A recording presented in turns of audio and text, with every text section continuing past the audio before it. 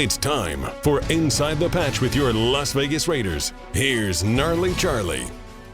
All right, welcome back to Inside the Patch. It's your host, Gnarley Charley, along with the professional basketball wizard I call Mitch Adams, who is the inventor of the perfect rotation basketball training device. And he told me last week, he said, hey, I know Phil Villapiano. I go, prove it. And boom, here he is, the legend, number 41, Villapiano. And Phil, I got to say, I wore your jersey, and it was an illegal jersey because it didn't have the Raiders emblem on it, but it had your name on it. So I probably owe you some money because when I was third grade to sixth grade, I wore 41 with your name on it every day. So it's so good to have you on the show. Charlie, I am glad you did that, and just because I'm glad you did that, you don't owe me anything. Oh. Just give it to your son and let him wear it. Oh. I felt some pressure on that for a long time. And then, okay, are you related to the Villapiano from the movie, that thing you do with Tom Hanks? Because I saw the pizza place, and I go, it's got to be. It's got to be. Is there a relation there? Well, a little story, and Mitchell probably knows this.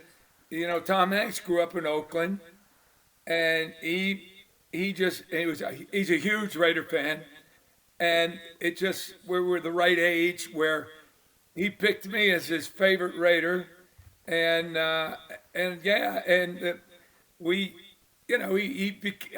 knew Tom Hanks? Who knew he was a Raider fan? And then he becomes famous and all that. And when they did the movie, The Thing You Do, so for all Raider fans out there, you should go rent that tonight or Netflix it because it's really a cute movie. Love it. It's good. You know, it's about a band, and they start small, and then they end up at the pizza parlor out by the airport. And, you know, my daughter, who does a website, I think Mitchell's part of that, she found Tom Hanks and said, Tom, you know, we're all Raider fans here, and blah, blah, blah. Tell us about the thing you do. I know you grew up in Oakland, and you named it Villapiano, and then Tom collects old typewriters, like old. Like, oh, that's right. You know, when the keys used to cross and all that stuff in there, you couldn't type, you know, and the old ding, ding, ding. Anyway, Tom typed a letter to my daughter and said, Andrea, I love your father. He was my guy. I want to watch him play every week. I have Villapiano jersey, right? And he said all the things. And he said, yes, the bar in the movie is named after your father. And also, he called me Villa Wango Piano, the big long name. It was like this long, and he, however he said, "Hey Janie," I get Janie in here. She'll know how. Whatever. Anyway, Phil, play a piano. Phil, play a piano. Anyway, I thought it was so cool. My goal, because I work for Caesars now, and I got this big old suite. And Gnarley Charley, I want you to find Tom Hanks and invite him to come to a Raider game and sit in the Caesars 50-yard line suite with me, and we will have a ball. And, that's a done deal. That would be so cool. I'd probably get Wilson the volleyball before I get him, but I'll try to get Tom too. Remember from the movie Castaway? Well, Tom Cruise I love his movies. He's still knocking them out. And everyone's better than the other one. So, you know, I'd love to meet him. I got a couple questions back in the old days. Yeah, I mean, Madden was your coach. And what I heard is that Madden put up with whatever attitude stuff as long as you came to play on Sunday and you guys played well. He didn't bother about, you know, what you did during the week. Is this true? Well, yeah, it's with the Raiders, we really, you know, take a look. Mitchell knows all these guys. Take a look at my teammates. I mean, there's no way to corral that group. And it started right at the top with Kenny Stabler and Freddie Bolitnikoff, and and it worked right on down the line. We learned from those guys that there are no rules, just win, and that would be Al Davis's line, just win, baby. So we knew all we had to do was win, and we could pretty much do anything we wanted. But the key, and John Madden was very key to this, if you didn't fit in the group, and if you weren't, we wanted no preachers in the group. We wanted all good guys, everybody that could get along.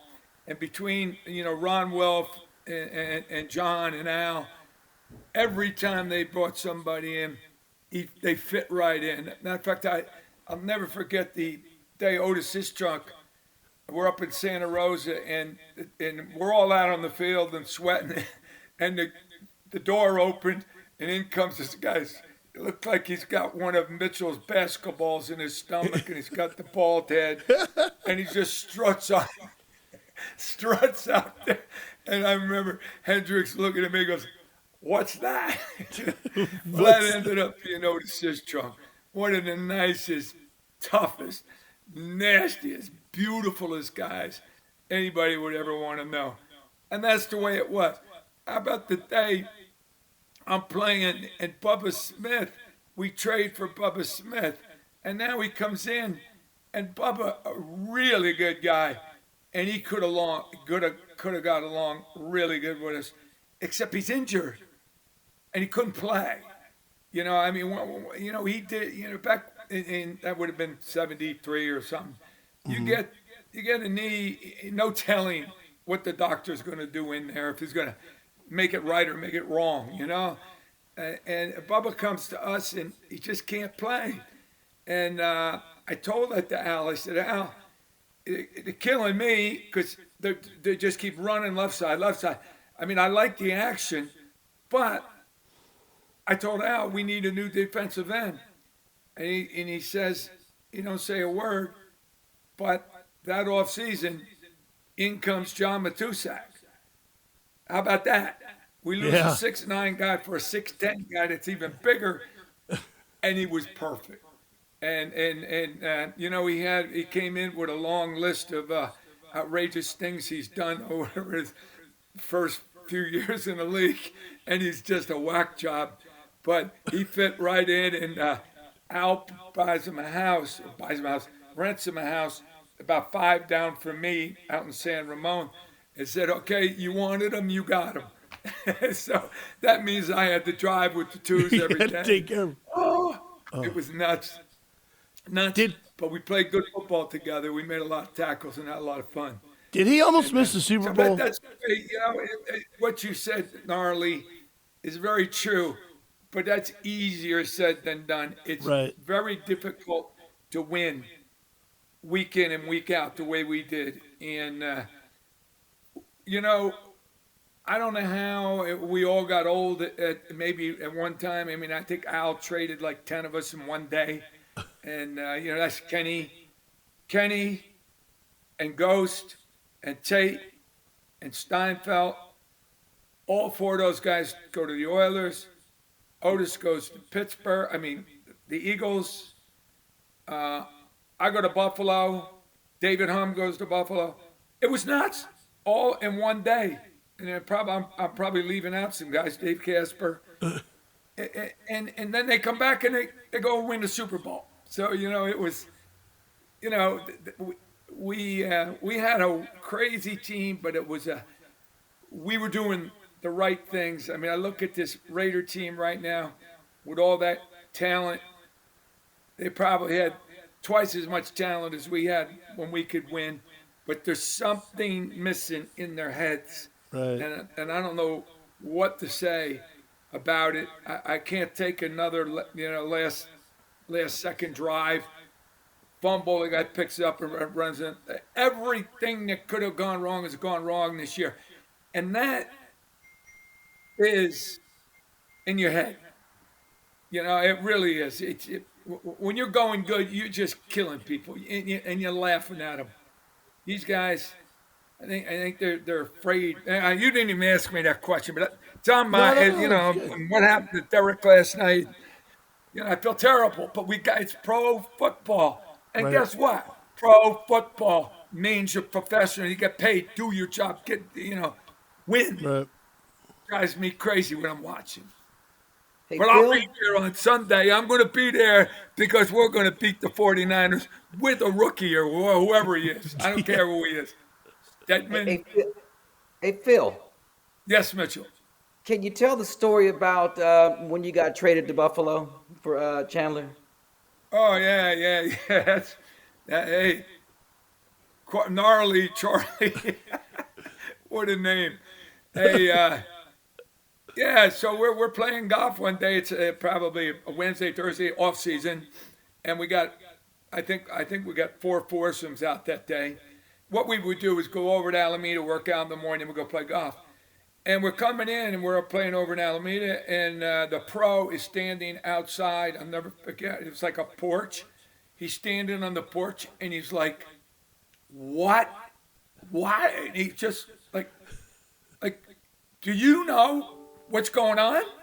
And then, no, what's going on? He says, "You guys are moving to Los Angeles."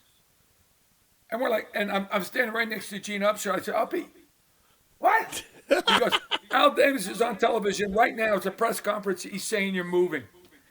We're bullshit, man. We all go inside. We're listening to Al finish up, and we're going. And then, we have a few beers, and played some liar's dice, and had more beers. And Dave Dalby was having the barbecue that night. All the guys played the wives would go to the house of choice and get everything ready for the boys. So we're half in the bag when we leave the golf course, and then we go to Dalby's house. And by the time the Oakland Tribune found us, everybody was 3 sheets to the wind. And I think I was the last guy to get on.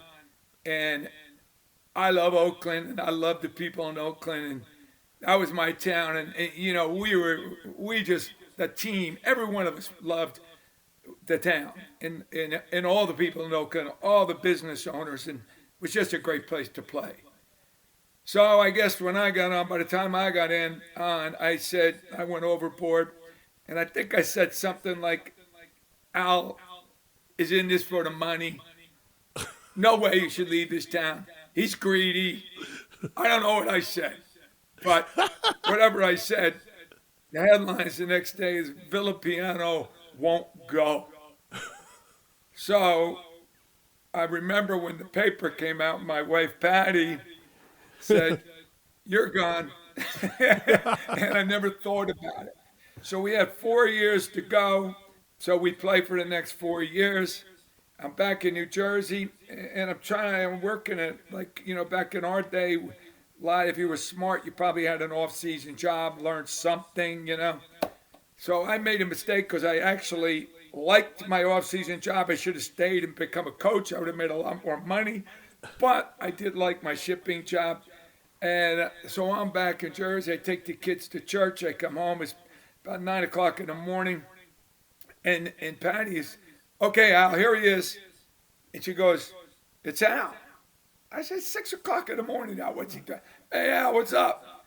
"Hey, Phil, how you doing?" I said, "I'm doing great." He goes, "How's that knee?"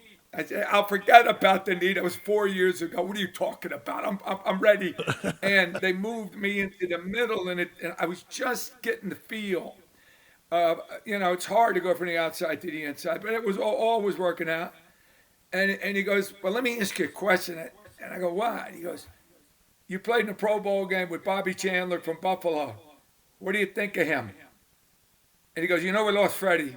And Freddie had decided to go to Canadian League. Cliff was having too good of a time. We weren't sure what he was going to do. So anyway, I said, "Al, Bobby Chandler? He reminds me of Freddie." So Freddie's gone to Canada. Hey, bring him in. You got the same type of guy, long hair, kind of fun guy. I said, this guy would be perfect. I said, but, he's an all-pro guy. You're going to have to give up somebody good. He goes, yeah, I'm thinking about you.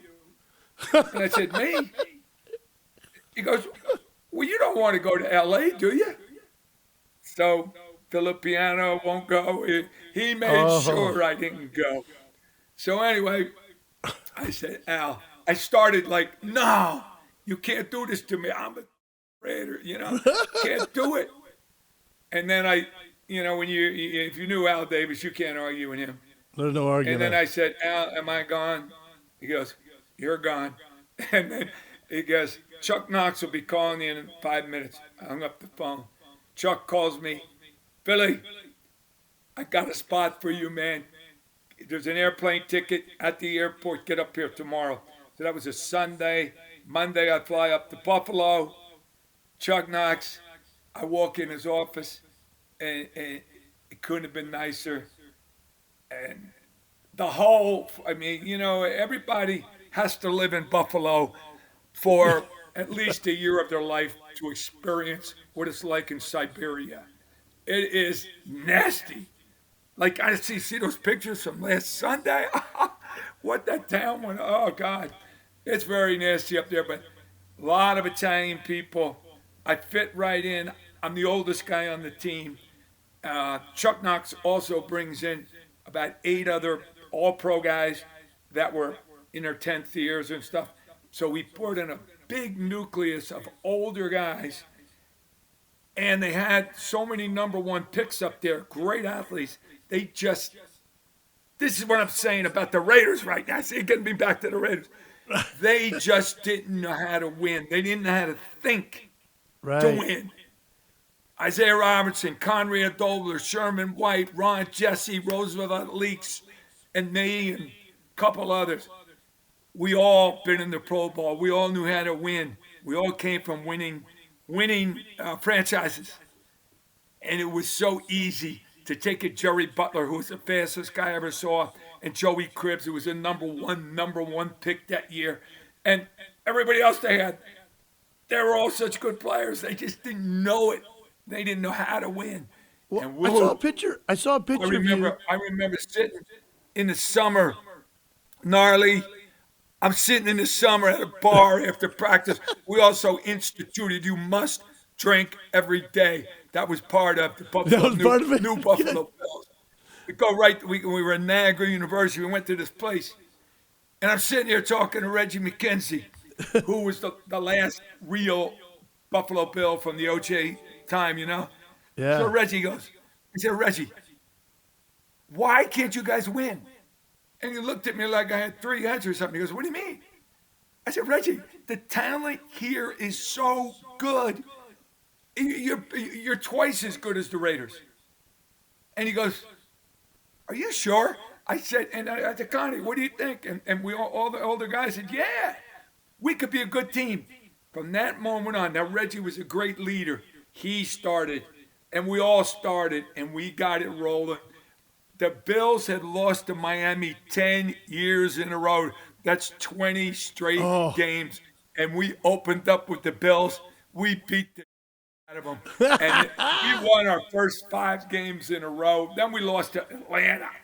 It was horrible. And then we won another 5 in a row. We were really a good team. Won the AFC East. First time the Bills had done that in like 20 years or something. So it was fun. So Al, he told me Buffalo was going to be good for me. That's probably, he probably was lying, but it really was. And I enjoyed it. And I saw a picture of you. You were the team captain. And now that the Raiders are not playing anymore, Gnarly, now they're going to go home for the holiday because they don't think right. I'm rooting for the Bills. All right. Well, I did see a picture of you, and you were like the only captain. There was like, you were playing someone, and you were the only captain for the Bills. Like, they just sent you out. Were you because you were a veteran? Yeah. Hey, Gnarly, I was the boss. You know what I mean? Yeah. You know what I mean? It was fun. Kay Stevenson and Chuck Knox, too. They understood this whole team flipped around. And I'm kind of a leader. I'm a Raider. you get a Raider on your team, that no matter what, the Raider, you pay attention to the Raider. And, so they made me the captain. I was the only captain. It was crazy. But I go out there and had all these big monsters from these other teams, and I'd be a little old linebacker. But get ready, baby. We're kicking your ass. Phil, can you stick around? Mitch and I are going to come back. We want to talk about maybe some of the rule changes that happened in the 70s that could you have played today? We're going to find out. Coming up next, right here on Inside the Patch. We'll be back with more Inside the Patch on 1430 ESPN, your official home of the Las Vegas Raiders.